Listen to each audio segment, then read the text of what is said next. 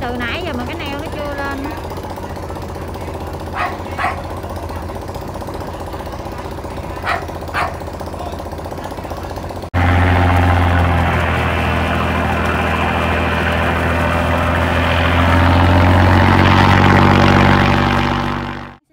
Các bạn nha, chào mừng mọi người đã đến với kênh YouTube của Kim Ngân.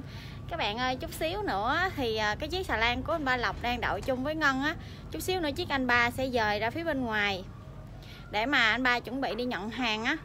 Thì chút xíu nữa Ngân sẽ quay cho mọi người xem cái quy trình mà một cái chiếc xà lan đang đậu thả neo đậu á, người ta sẽ dời ra bến như thế nào nha.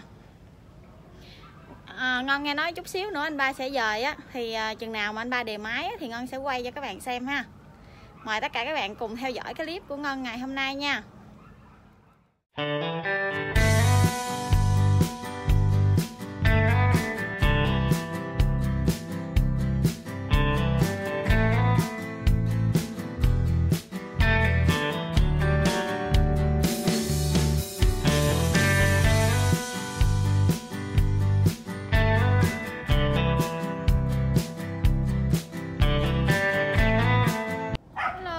Xin chào tất cả các bạn nha.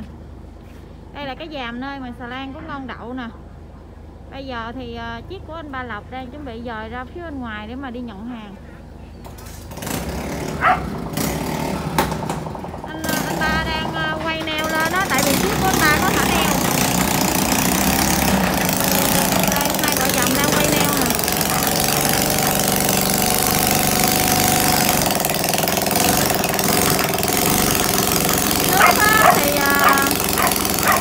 Hiện tại nước đang lớn á, anh ba quay neo lên rồi anh ba chỉ sẽ ve lại luôn.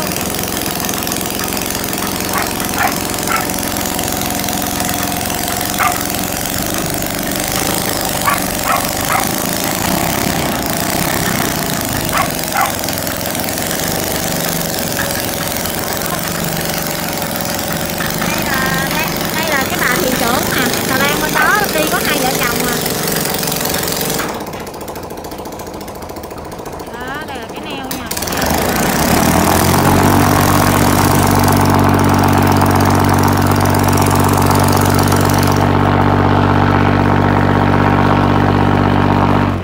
Bên kia thì đang ve lại phụ để mà chịu dây á, tại vì sợ đứt dây.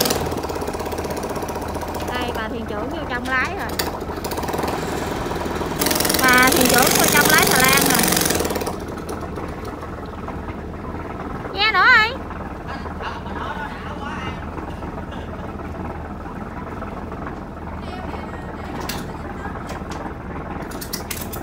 Cái neo nó ăn quá, bây giờ kéo lên không nổi.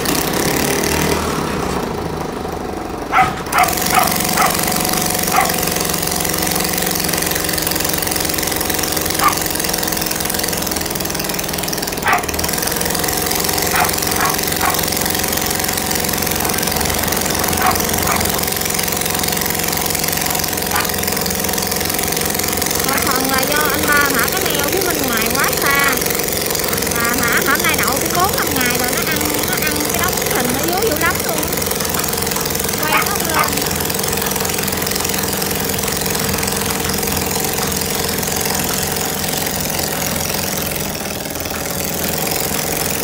Xà lan chiếc của anh ba thì tại trước xà lan Ngân nên anh ba vô nhận trước, còn Ngân thì tại sao nên là Ngân chưa có nhận.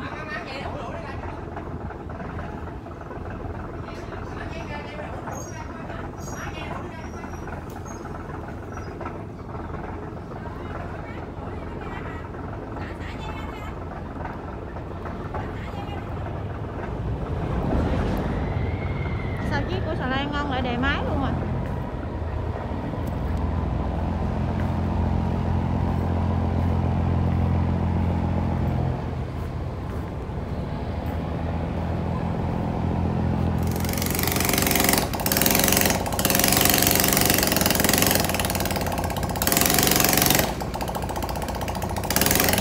Cái neo ăn quá quay lên không nổi luôn à.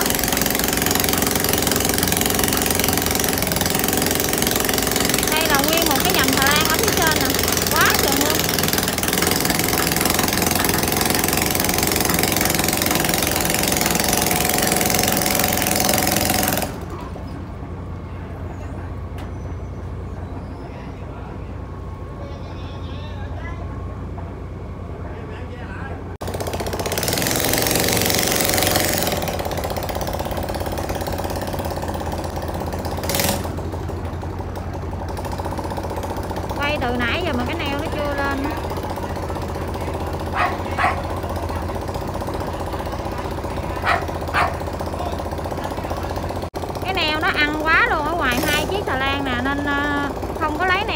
bây giờ kêu cái chiếc của Dượng Tư Ngân ở ngoài tới lấy Dũng ra.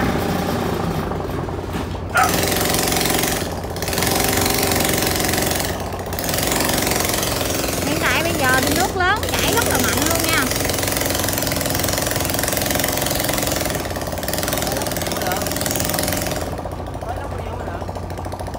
Tới đại cho nó lóc cái neo luôn đi anh ba ơi.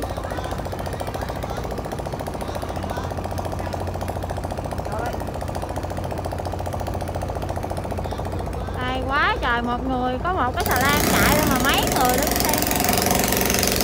Đây nè.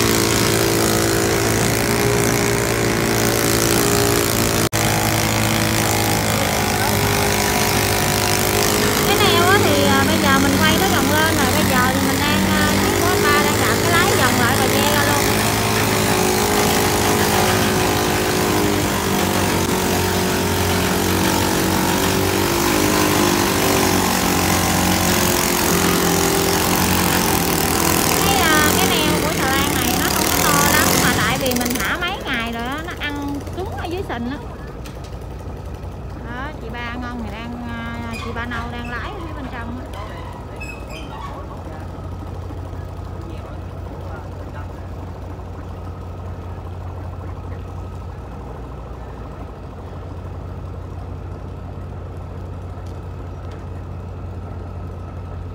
Chiếc của anh ba ve ra thì hai chiếc này ủi vào nha.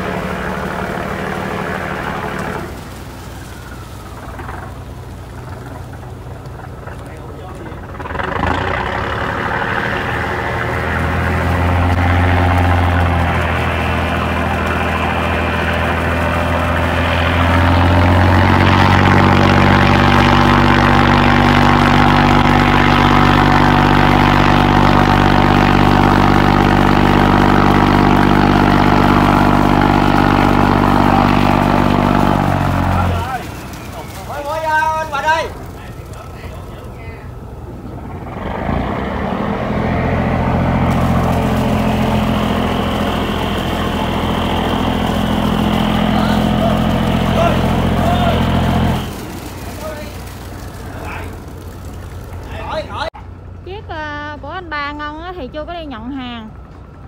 Bây giờ anh ba đang chạy ra phía bên ngoài để mà cặp với lại Dượng Tư phía bên ngoài á. Tại vì khuya nay á, thì chiếc của anh ba mới có nhận. Bây giờ mình bung ra mình chạy ra ngoài trước. Tại vì bây giờ anh ba lúc nãy là anh ba đậu nước ròng á.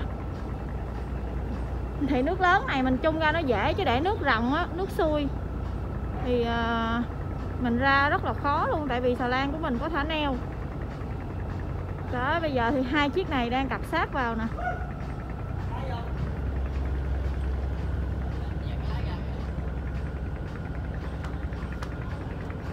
Đó, đậu chung với xà lan quen á. Mọi người thấy mỗi lần mà dời xà lan này quá chừng người ra buộc dây luôn nha. Đây, ở phía sau nữa nè. Hôm nay hai cái dàm xà lan này đậu quá đông luôn.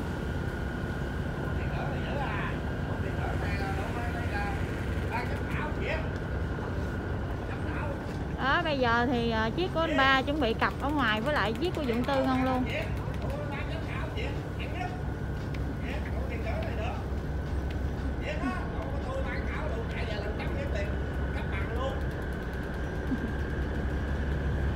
Đó, bây giờ thì hiện tại xà lan đã cặp sát rồi nha. Cô Tư Các bạn ơi, bây giờ Ngân đã đi ra ngoài chiếc của cô Tư, Ngân quay cho các bạn xem nè. Đây là bà nữ thiền trưởng chụp dây coi, quăng dây vô lỗ luôn coi. Dây vô lỗ là chuyện nhỏ, đó cái kéo mới là chuyện lớn.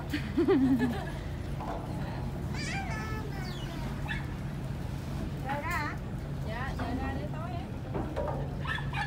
Tới là giờ nước lớn nó dễ chứ ngồi gồng là giờ con đã hoàng mệt. Đúng rồi. Cắt đi, cắt đi, cắt đi. Đây mình cặp vào thì mình sẽ buộc cọng dây. Buộc vậy có khi nào bị dây mà kêu bà chàng ác sao ừ. Tính kiểu xin tới chứ không tới. Sợ nhau mà.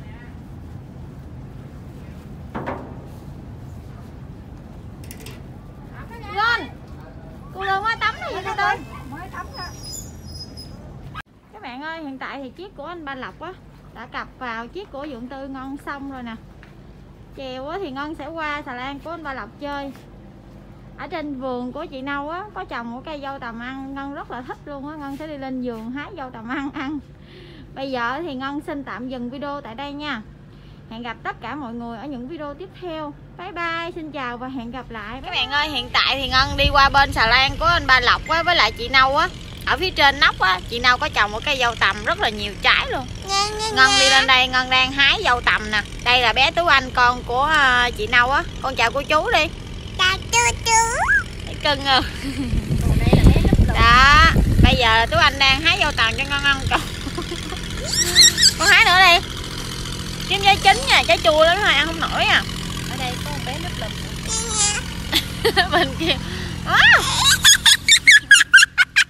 Con gái cười thì Mỹ lên coi.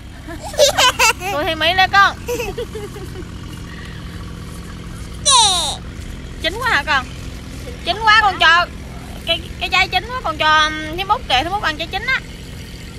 Đưa con tàu hỏi khổ đã ha. Tú Anh đang hái dâu tằm cho Ngân ăn. Trái chín con ăn đi, trái chín ngọt. Đã hả? Dạ, dạ. Ngọt lắm luôn á cô chú ơi. Đây để Ngân hái thử một trái nha. Cắn cho la em. Đây là trái dâu tằm nè.